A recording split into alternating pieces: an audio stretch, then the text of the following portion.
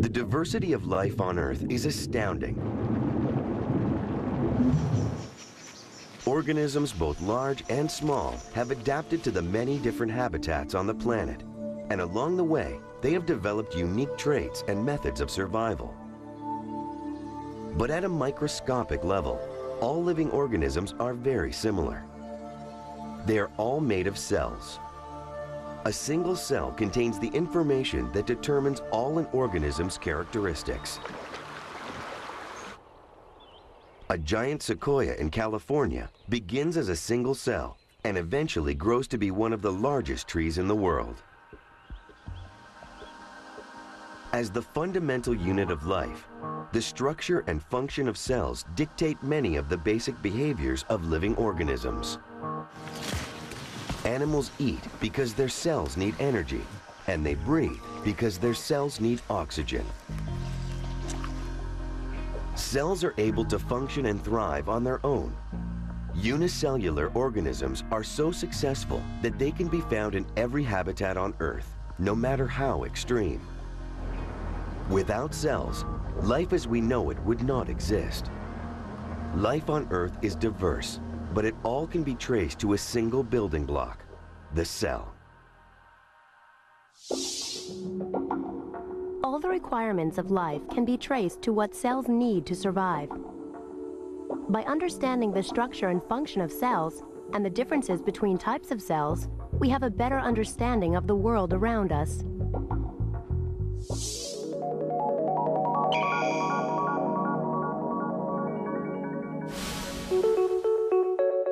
Living cells are formally categorized into two groups, prokaryotic and eukaryotic. But no matter how different, cells share some common characteristics. Every cell contains cytoplasm, a watery gel that makes up its bulk. The cytoplasm is composed of cytosol, the fluid component of cells, and any organelles. The cytoplasm circulates around the interior of the cell. A membrane surrounds the cytoplasm, composed mainly of two layers of phospholipids.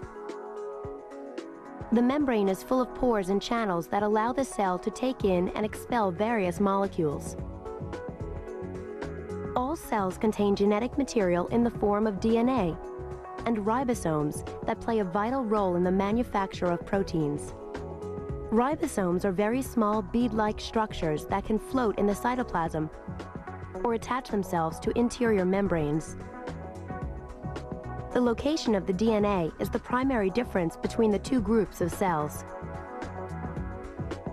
In a prokaryotic cell, the DNA is bunched together in a nucleoid region, but floats free in the cytoplasm. In a eukaryotic cell, the DNA is physically separated from the cytoplasm by a membrane. This structure is called the nucleus, and its presence is what determines whether a cell is prokaryotic or eukaryotic. Bacteria are the best known form of prokaryotic cells. Because they can live in a wide range of environments, they are one of the most widespread forms of life on the planet. Another form of prokaryotic cell is known as archaea. These prokaryotes differ from bacteria in the chemical composition of some cellular structures, and they are found mostly in extreme environments, including these hot springs in Yellowstone National Park. Prokaryotes are small enough that they can rely on diffusion alone to transport internal materials. Molecules in the cytoplasm float freely, and they will easily encounter other molecules to undergo reactions and keep the cell alive. Eukaryotes are much larger than prokaryotes, so they need more organization to stay alive.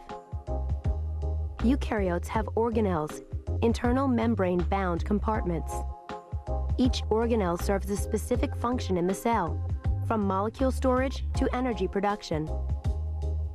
The largest structure is the nucleus, which contains the cell's DNA.